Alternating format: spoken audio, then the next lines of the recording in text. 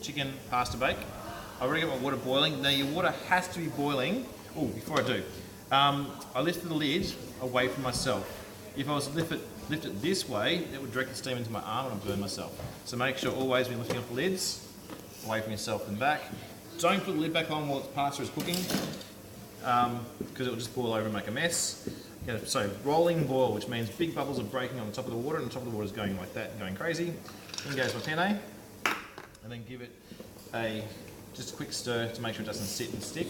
Once it starts moving through the water, you can stop stirring it because it won't stick. Okay, while that's happening, I'm going to turn it down because it's a little bit too high.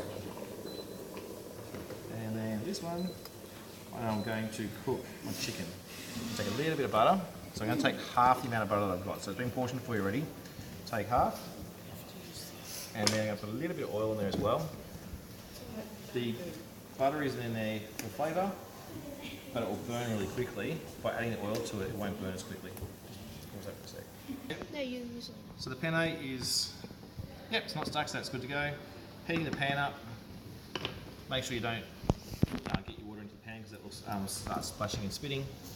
Taking my piece of chicken. Now you can do it one of two ways. You can cut the chicken up first, then cook it off, or you're going to cook it and then cut it up. So I'm going to follow the recipe.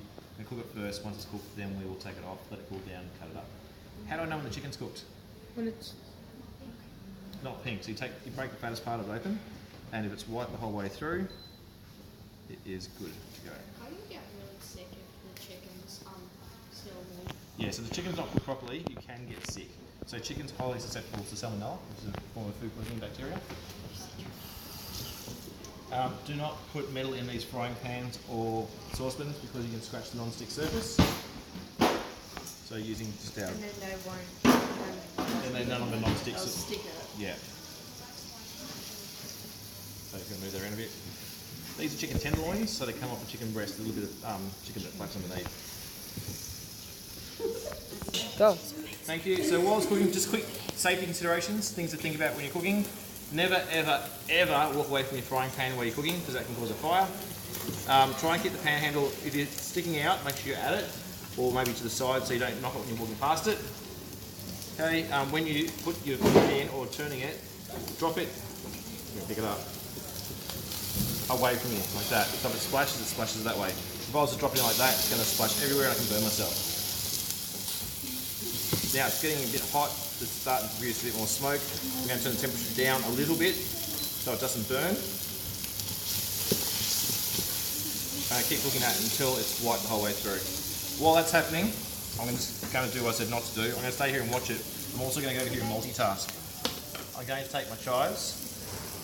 Now I'm going to cut these up into little pieces. So I'm going to, little finger and thumb, hold it so it doesn't spread it everywhere. My three other fingers are holding it down with my nails facing the knife. So if I do slip, it hits my nail, not my fingers, and then just slice it into little strips. That's fine.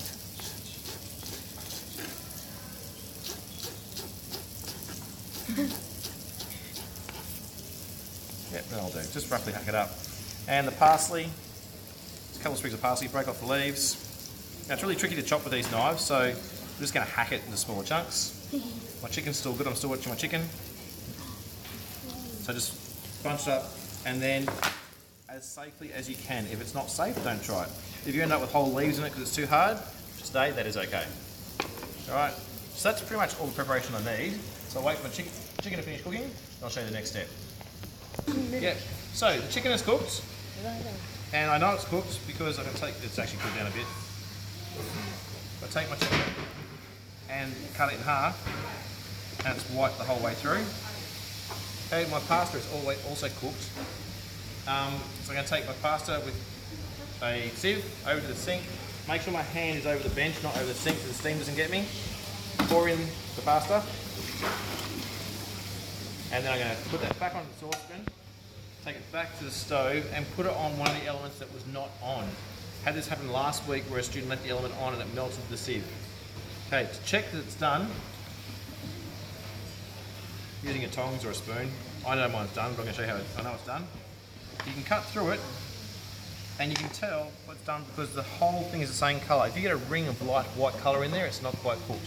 Well, the other way is just to bite into it and taste it. So that's going to go there. Okay, chicken, I've cut up my chives and parsley.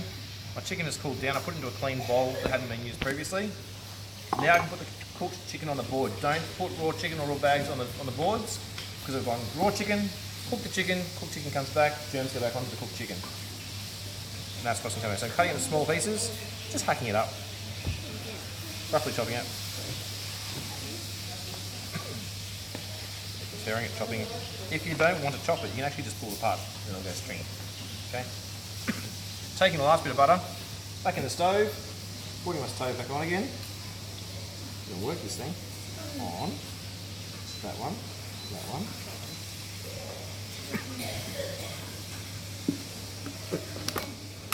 Okay, we have crushed garlic to save you crushing it and make things a bit easier.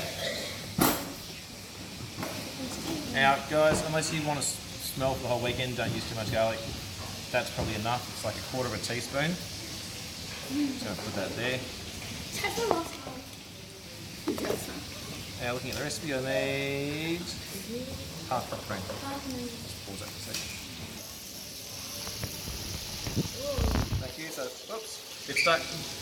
Over here, my pan is heating up. In goes the chicken. It's already cooked. Garlic goes in with it. Garlic should go in with it. 1 more spoon. And I'm also going to put the herbs in here too. All I'm basically doing is just warming these through.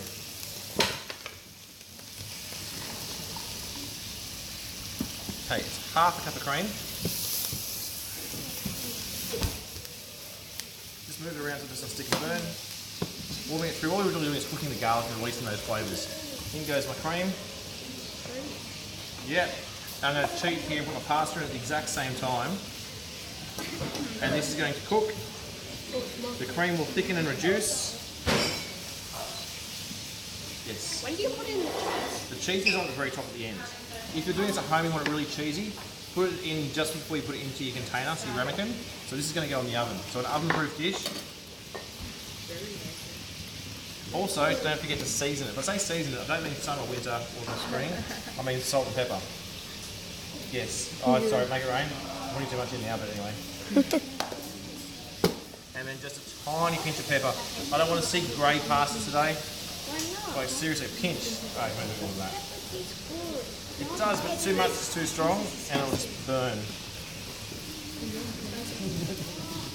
Alrighty, watching it closely. Everyone's watching, not that closely. It's basically carbonara. Very similar. So we're cooking it down the same way as carbonara. Where carbonara would have bacon in it, we're putting chicken into it. You could use different pastas. Ideally big whole pastas like penne or spiral pasta works really, really well. Spaghetti would work, but it sits a bit flat in the pan, doesn't look as big. What I'm looking for is those big bubbles, so it means it's starting to cook down. The outsides aren't quite there yet. Wait. When it gets thicker and reduces till it's almost gone, then I'll pop it into the ramekin.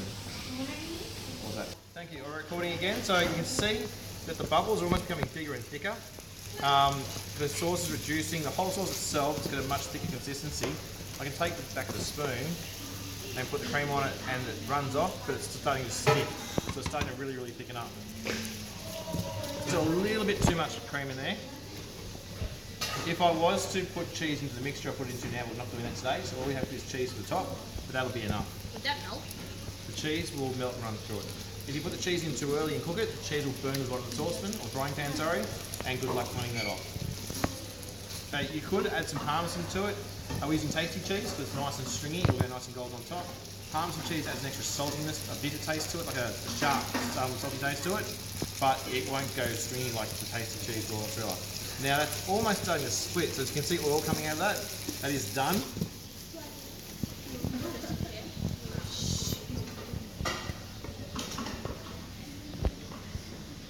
So carefully just pouring it in, using the tongs to guide it so it all ends up in the bowl and not next to it. Tablespoon of cheese, I already measured this, so it's a tablespoon on top, and that's going to go in the oven. It's already cooked, so all I'm looking for now is to golden up the cheese. Once the cheese is melted and gone golden, I'm going to take it out and eat it. And we are done. Probably a little bit long, so it's overcooked, but it's nice and golden, and that's the end result.